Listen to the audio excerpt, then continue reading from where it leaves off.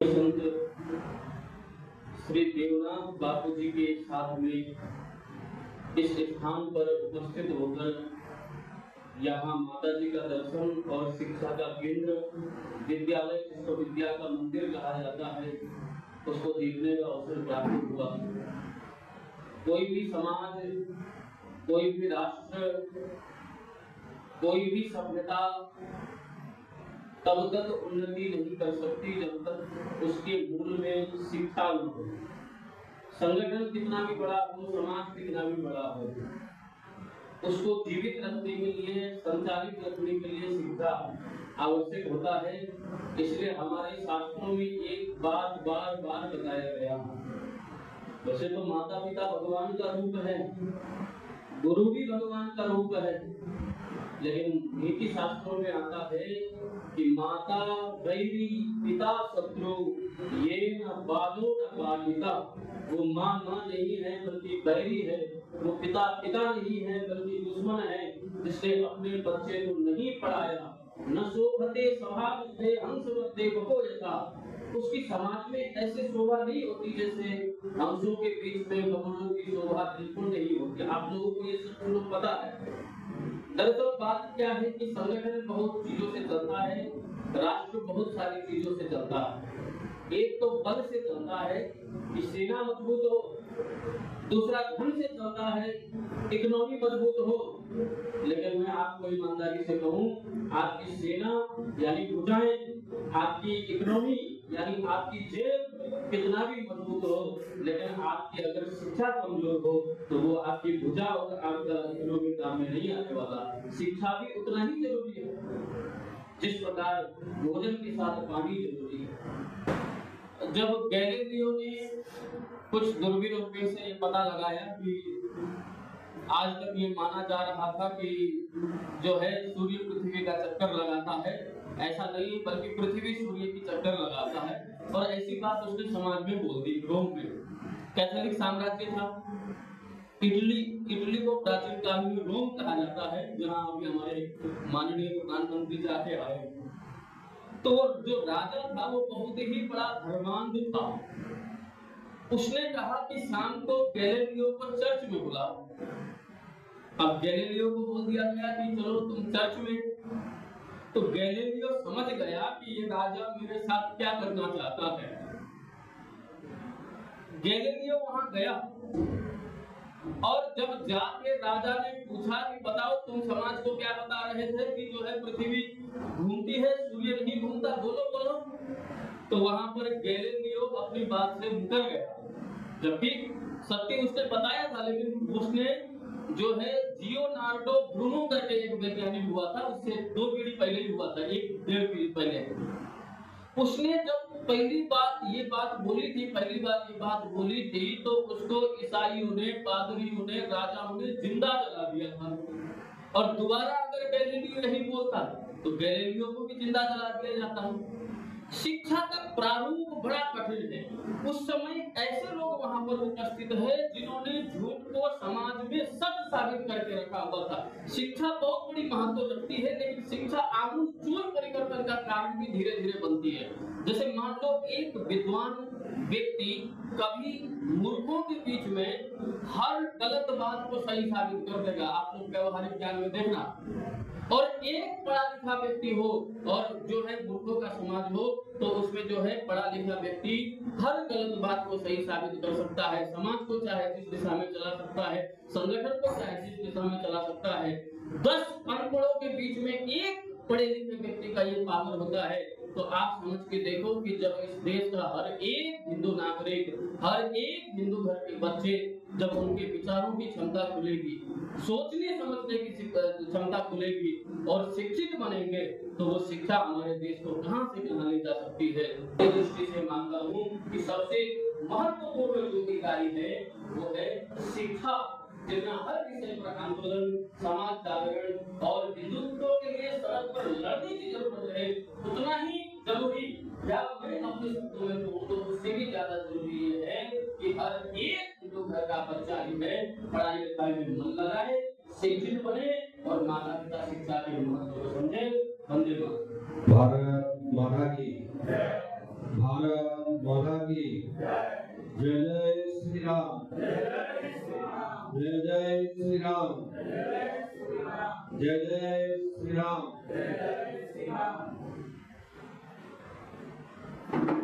मां भगवती राजराजेश्वरी मां चामुंडा चरणों में सानिध्य में આજની આપણી આ નાની એવી બેઠક અરસપરસ એકબીજાનો પરિચય આ પવિત્ર ધરા પિલર એટલે ભગત સાયાની દુર્ગા જે ભગવાન સાથે વાતો કરતા હોય, ભગવાન દ્વારકાધીશ સાથે વાતો કરતા હોય, આ બાજુમાં અંબાના બેસના આ પવિત્ર ધરા ઉપર અમને અહીં આવવાનું એક સૌભાગ્ય પ્રાપ્ત થયો અને આ મંચ ઉપર આજની આપણી આ ધર્મ ગોષ્ઠીમાં ઉપસ્થિત હરિડોલ તકસિંહ, રાઠોડ મોતીસિંહ, हरिभाई सुथार, एमडी नटुभाई, प्रदोमन सिंह जी, योगेंद्र सिंह जी, अन्य मेहमान उपस्थित हमारे साथ परम पूज्य ब्रह्मचारी जी महाराज उपस्थित आप सौ माताओं बहनों भाइयों, आज અમારો અહીંયા આવવાનો મુખ્ય હેતુ કે મારો પોતાનો એક સંગઠન છે, એનું નામ મેં રાખ્યું છે રાષ્ટ્રીય હિન્દુ સંઘ। પહેલે હું ગુજરાતની અંદર હિન્દુ યુવા વાહિની ચલાવતો। હિન્દુ યુવા વાહિની અમુક કારણોસર આપણે જે ગુજરાતમાં નહીં, ઉત્તર પ્રદેશમાં એવા કોઈ કારણો આવે એટલે બંધ કરવી પડી। અમે 2001 ની અંદર યોગી સાથે બેસી અને હિન્દુ યુવા વાહિની નામ એક પેપર બનાવ્યો, છાપો। એ છાપો પ્રકાશિત કરતા અમે ઘણા બધા રાજ્યોમાં એને મૂકતા અને ઘણા બધા એનો સંપર્ક કરતા। પછી ધીરે ધીરે એક વિચાર આવ્યો યોગીજીનો કે આપણે સમાજને જોડવા માટે ચલો આપણે છાપો તો છાપીએ છીએ, આપણા વિચારોને ત્યાં પહોંચાડીએ છીએ કે હિન્દુ સમાજને શું કરવું છે, શું નહીં કરવું, હિન્દુનો ભવિષ્ય સારો હોવો જોઈએ, માં ભારતી વિશ્વગુરુ બને, આતંકવાદ ખતમ હોય, એ વિષયો પર ઘણા ઉપર એવી ચર્ચાઓ કરી। પણ આપણે વ્યક્તિથી વ્યક્તિને કેવી રીતે જોડી શકીએ, તો એવો એક વિચાર આવ્યો અને પછી હિન્દુ યુવા વાહિનીનું ગઠન કરવામાં આવ્યું। પછી અમે ગુજરાતમાં પણ ચાલુ કરી અને ગુજરાતની અંદર ઘણા બધા જિલ્લાની અંદર આપણો બહુ સારો સંગઠન હતો। પછી યોગી જે મુખ્યમંત્રી બની ગયા પછી જે અમુક લોકો હિન્દુ યુવા વાહિની મળતા જ નહીં, એને હિન્દુ યુવા વાહિની સાથે કોઈ લેવો દેવો નહીં, પછી એનો ગેરફાયદો ઉઠાવવા લાગી ગયા, એને નુકસાન પહોંચાડવા લાગી ગયા। પછી યોગીજીને છેલ્લે એને બંધ કરવી પડી, એ કોઈ દિવસ પૂર્ણ ન થાય એમ। જ્યાં સુધી સમાજ સંગઠિત ન હોય, જ્યાં સુધી સમાજ એક ન હોય, ત્યાં સુધી આ બધી કલ્પનાઓ છે કે ભારતને આપણે વિશ્વગુરુ બનાવશું, સનાતન ધર્મની દુનિયાની અંદર જે જે કાર થાય એવું આપણે ન કરી શકીએ। હિન્દુ સમાજ જાતિવાદમાં, પંથવાદમાં, સંપ્રદાયવાદમાં, ઉચ્ચવાદમાં, નીચવાદમાં ઘણી જગ્યાએ વિખાયેલો છે। દુનિયા કહે, અમુક કહે છે, દુનિયા કહે છે કે હિન્દુ કમજોર છે, હિન્દુ કમજોર નથી, હિન્દુ તાકાતવર છે। પણ કમજોરી ક્યાં છે કે જો અમારા જાતિવાદ છે, અમારા સંપ્રદાયવાદ, અમારા ઉચ્ચવાદ, નીચવાદ, हमारे हम के बाजू में बड़ा पड़ोसी ने क्या है आग लगी तो हमारा શું ઈ વિખાયેલો સમાજ અને દુનિયા આ હાથ છે હાથ અને અંદર 5 આંગળીઓ છે, 5 આંગળીઓમાં તમે એક આંગળી ગમે તેને મારો તો કાંઈ નહીં થાય, કોઈ અસર નહીં થાય એક આંગળી. અને જ્યારે આ 5 આંગળીઓ ભેગી કરીને કોને મુક્કો મારો તો સામેવાળાને પ્રાણ નીકળી જાય. આ સંગઠનની તાકાત છે. 1990 એકડો બાનો હું એનો સાક્ષી છું. મેં મારી નજરે જોયા છે. આપણે કાશ્મીરના અંદર દરેક મશીનો અંદર પ્રદર્શનોમાંથી માઇકમાં એલાન કરવામાં આવ્યું, કાફીરો કાશ્મીર છોડો. જેને 50-100 એકડમાં જેને મોટી મોટી ખેતીઓ જેની સફરજન, સેબ જેવો, એપલ જેવા એને કેસરની ખેતી થાય, એ બધો એને રાતો રાત મૂકી અને ભાગવો પડ્યો. ત્યાં ઓછામાં 5 લાખ હિન્દુઓ હતા, 5 લાખ બ્રાહ્મણો હતા, એને રાતો રાત ત્યાં મૂકીને ભાગવો પડ્યો. આજે એ બ્રાહ્મણો દર બદલની ઠોકરો ખાઈ રહ્યા છે પોતાના દેશમાં. એનો કારણ એ જ રહ્યો કે હિન્દુ કોઈ સંગઠિત નથી. બ્રાહ્મણ ને આમ લાગે દરબાર ક્ષત્રિય ઉપર થાય છે મારો શું, ક્ષત્રિય આમ લાગે કે ભાઈ દલિત ઉપર થાય છે મારો શું. એટલે અમે એક પથવાદ સંપ્રદાયવાદ, હું ના સંપ્રદાયનો સાધુ છું એટલે મને એમ લાગે મારા સંપ્રદાય ઉપર આ અટેક નથી થતો, બીજા સંપ્રદાય ઉપર થાય છે. અમે એ કોઈ દિવસ એવો વિચાર નથી કરતા. આજે એ સંપ્રદાયને ખતમ કરશે તો કાલે મારે ઉપર મારું પરવારો આવવાનું છે. આજે આપણે સુધી પહોંચે એના પહેલા આપણે બધા સંગઠિત કેમ ના થઈ જાય અને દરેક હિન્દુઓ અપીલ કરે ભાઈ આપણી ગાય માતા છે. તમે કહો છો અમે હિન્દુ છીએ, ધર્મને માનીએ છીએ, તો ધર્મમાં તો ગાય પણ આવે છે. ધર્મની શું વ્યાખ્યા? સનાતન ધર્મ છે. સનાતન ધર્મનો જેટલા પણ પાયા છે એમાં એક ગાય માતા પણ પાયો છે. આ મકાન બહુ સારું હોય પણ એના પાછળ એના ભીમ ના હોય, એના પાયા ન હોય, મકાનને શું અસ્તિત્વ? કોઈ અસ્તિત્વ નથી. એટલે લાખો હિન્દુઓને અપીલ કરી ભાઈ તમે એક પાસે તો તમારા ઘરે ગાય રાખો. તમારા પાસે 4 ગાડી રાખવાની જગ્યા છે, તમારા પાસે સ્વિમ પૂલ બનાવવાની જગ્યાઓ છે, તમારે ગાય રાખવાની તમારા પાસે જગ્યા નથી. અને એના અંદર ઘણી બધી સમાજની અંદર એક ચેતના આવી, એક જાગૃતતા આવી. મને હજારો માણસો ફોન કરતા સાંજે, આખો દિવસ અમે ફરતા, સાંજે તો આપણે ફોન કરતા બાપુ મારે એક સારી ગાય લેવી છે, આપણે બતાવું. ગાયની રક્ષા અમે વચ્ચે આપે જેમ વાત કરી ભાઈ, હું 9 દિવસ બિલકુલ અનશન પર કાંઈ નહીં. ફોન કલેક્ટર ઓફિસને સામે આપણે કોઈને આમંત્રણ નથી આપતો, તમે આવો, ફલાણા આવો, ફલાણા ભાઈ આવો, કોઈને આમંત્રણ નથી આપતો. હું જાય બેસી ગયો. અમારે ગૌ માતા માટે આંસર કરવો છે, અમારે કોઈ વ્યક્તિ માટે કે કોઈને માટે કરવો નથી. એટલા માટે આ બધીની રક્ષા કરવા માટે આ રાષ્ટ્રીય હિન્દુ સંગઠનનો અમે આ સંગઠન બનાવ્યો છે.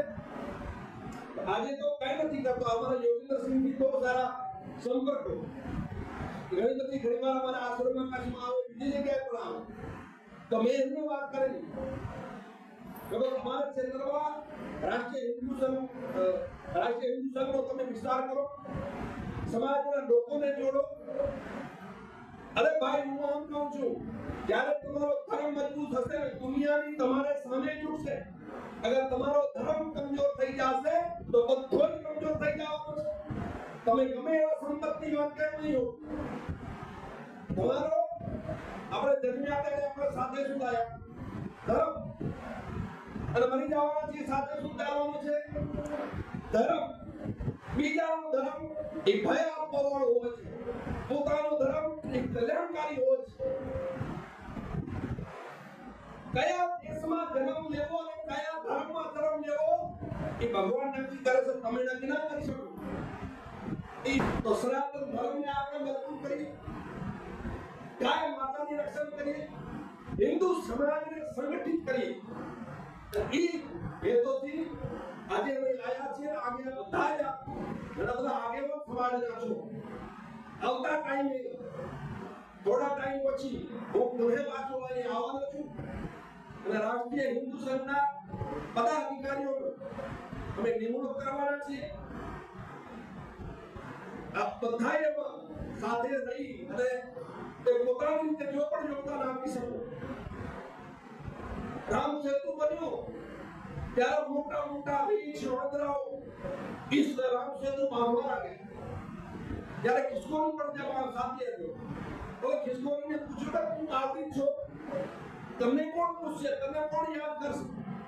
તો ખિસકોલી કીધેલો જ્યારે પણ રામ સેતુની વાત આવશે કોણે બાંધ્યો એની અંદર મારું નામ લેવામાં આવશે.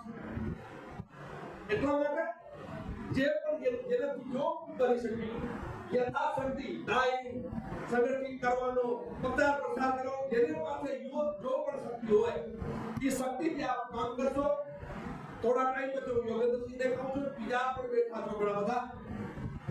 આપ સૌ સાથે જોડાઈ અને માત્ર ભૂમિ માટે જન્મભૂમિ સ્વર્ગાત આપણી ઘરી હશે. આપણી ભૂમિ છે, આ માની સમાન છે, માતાની સમાન છે અને આપણું આ પણ સ્વર્ગ છે. આપણા ઉપર સ્વર્ગ મળવાનો છે, આગળ સ્વર્ગ મળવાનું કોઈ નક્કી નથી. અને ગયા છે એની પર લેટર નથી મૂકો કે અમે નરકમાં બેઠા છીએ કે સ્વર્ગમાં બેઠા છીએ, કોઈ લેટર નથી લખ્યું. આજ આપણું સ્વર્ગ છે. એટલા માટે આપ સૌએ આમાં વિશેષ રૂપ કરીને જોડાવજો. માત્ર ભૂમિની રક્ષા કરવા માટે, સનાતન ધર્મની રક્ષા માટે, ગૌ માતાની રક્ષા માટે આપ સૌ વિશેષ રૂપમાં જોડાવી આ સંગઠન સારી રીતે કામ કરે અને હિન્દુ સારી રીતે રક્ષિત થઈ શકે, હિન્દુ સારી રીતે સક્ષમ બનીને થઈ શકે, હિન્દુ સંગઠિત થઈ શકે. એ હેતુ આપ સૌ કામ કરો. વિશેષમાં કહેતા આપ સૌએ મોટી સંખ્યામાં આવી અને આ સભાને અંદર અમારા વિચારોને સાંભળવા માટે આપ સૌ આવ્યા. તો ખૂબ ખૂબ આભાર.